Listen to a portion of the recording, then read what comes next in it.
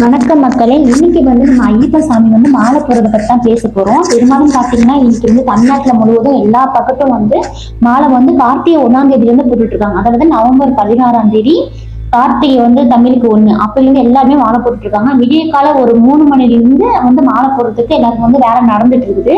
இதனால மாலை போட்டுட்டு 48 நாள் வந்து விரதம் தான் இருந்து நல்லபடியா அந்த விரதத்தை முடிச்சுட்டு அவங்கவுங்க குருசாமி கையில வந்து இருமுடி கட்டிட்டு நம்ம வந்து பயணத்துக்கு போக போறோம். அதுக்கான வேலைகளும் பாத்தீங்கன்னா சபரிமலை கோயில பாத்தீங்கன்னா வரும் 26ஆம் தேதி டிசம்பர் 26ஆம் தேதி மண்டல பூஜை, ஜனவரி 14ஆம் தேதி மகர விளக்கு பூஜைக்காக கோயில் வந்து திறக்கப்பட்டுள்ளது சபரிமலை கோயில். சரிங்களா? இப்ப வந்து பாத்தீங்கன்னா 48 நாள் வந்து நல்ல விரதம் வீட்டுல வந்து நல்லபடியா விரதத்தை முடிச்சுட்டு கோயிலுக்கு வந்து சில பேர் போவாங்க. அங்க போகும்போது பாத்தீங்கன்னா காடு மேடு மலை முள்ளு கல் இது எல்லாத்தையும் கடந்து போய் நம்ம வந்து ஐயப்ப சாமி போய் பார்க்கும் பொழுது தீராத பிரச்சனை எல்லா பிரச்சனையும் தீருங்கிறது ஒரு ஐதீகம். கண்டிப்பா நம்ம வீட்டுல வந்து பாத்தீங்கன்னா சாமிங்க வந்து இருமுடி கட்டிட்டு கோயிலுக்கு போயிடுவாங்க. அப்ப பாத்தீங்கன்னா இப்ப வந்து சின்ன பாத்தீங்கன்னா 3 நாள்ல வந்து முடிஞ்சிடும். பெரிய பாதை பாத்தீங்கன்னா ஒரு 4-5 நாள் இந்த மாதிரி அவங்க வந்து கோயிலுக்கு போயிட்டு வர வரைக்கும் வீட்டுல உள்ள எல்லா பெண்களுமே ஒய்ஃபா இருக்கட்டும் அவங்க அம்மாவா இருக்கட்டும், அப்போ வந்து பாத்தீங்கன்னா வீட்டுல நம்ம கோயிலுக்கு போறதுக்கு முன்னாடி வீட்டுல சாமி கும்பிட்டுட்டு வீட்டுல வந்து விரதத்தை முடிச்சுட்டு போவாங்க. அப்ப போகும்போது படிக்கல் ஒண்ணு இருக்கும். அந்த படிக்கல் பாத்தீங்கன்னா தேங்காய் உடைச்சிட்டு சாமி கும்பிட்டு போவாங்க. திரும்பி பார்க்காம அப்படியே வந்து சாமி வந்து கூட்டிட்டு போவாங்க. அந்த படிக்கல்ல வந்து வீட்டுல வந்து வச்சு நாங்க வந்து இப்படிதான் பண்ணுவோம். படிக்கல்ல உடைச்சிட்டு சாமி வந்து கும்பிடுவாங்க. டெய்லி தலைக்கு தண்ணி ஊத்திட்டு அந்த விளக்கு வந்து வீட்டுல வந்து சாமி படத்துக்கு முன்னாடியும் படம் ஏற்றி வச்சிருப்பாங்க பாத்தீங்களா, அந்த படத்துல வந்து நம்ம வந்து விளக்கு பத்து வச்சு அவங்க வர வரைக்கும் போன சாமிங்க வந்து நல்லபடியா போயிட்டு தேங்காவை உடைச்சிட்டு நல்லபடியா வீடு திரும்பணுங்கிறதுக்காக நம்ம வந்து என்ன பண்றோம்னா விளக்கு பத்து வச்சு சாமி கும்பிட்டே இருப்போம். விளக்கு வந்து அணியாம காலையில வந்து தலை குளிச்சுட்டு காலையில விளக்கு பத்து வச்சு சாமி கும்பிடுவாங்க. அதே மாதிரி சாயந்தரம் சில பேர் வந்து விளக்கு பத்து வச்சு சாமி கும்பிடுவாங்க.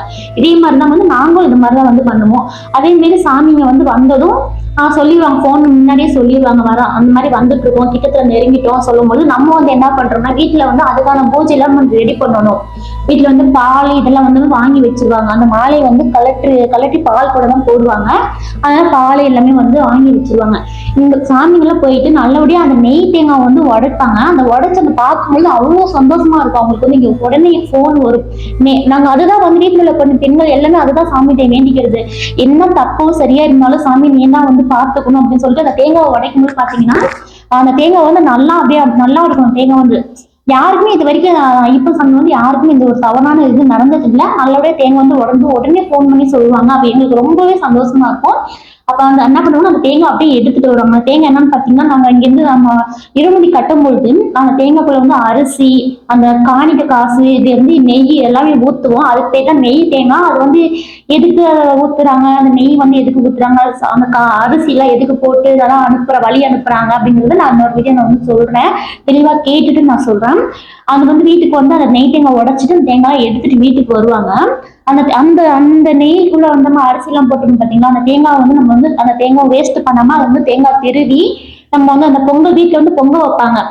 சாமியை வந்து கோயிலுக்கு போயிட்டு வந்த பிறகு வீட்டுல வந்து பொங்க வைப்பாங்க. பொங்க வச்சு அந்த விரதத்துக்கு முடிச்சிருவாங்க. அப்புறமேட்டு சொந்தக்காரங்களுக்கு பக்கத்து வீட்டுக்காரங்களுக்கு அந்த கோயிலுக்கு போயிட்டு அந்த பிரசாதம் எடுத்து கொடுத்துட்டு வீட்டுல வந்து விரதத்தை முடிச்சுட்டு எல்லாத்தையும் வந்து சாமி போட்டோ மேல தூக்கி வச்சுட்டு சாமி அந்த ட்ரெஸ் அந்த பையெல்லாம் எடுத்து போயிருப்பாங்களா அதெல்லாம் வந்து நான் அலசி போட்டுட்டு அதெல்லாம் மேல தூக்கி ஓரம் கட்டி ஓரமா வச்சிடணும்.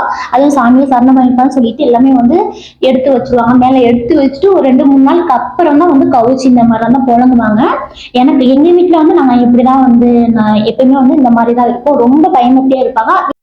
சாமிக்கு மாலை போட்டு இருக்கும். இந்த 48 நாள் வந்து நம்ம வந்து சாமிக்கு பயன்படுத்தியா நம்ம வந்து சமைக்கணும். வீட்லயே சில பேர் வந்து குளிச்சுட்டு சமைப்பாங்க. சில பேருக்கு அதை வந்து குளிக்கிறதுனால இருந்து தலைவலி பிரச்சனை வரும். அதனால தப்பு இல்லை.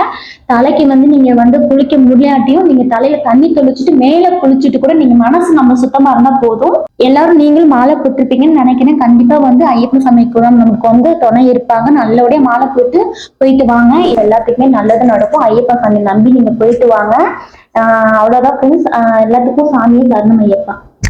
சாமியே சரணம் ஐயப்பா. ஐயாமே சரணம் ஐயப்பா. அப்பப்பா சாமி சரணம்.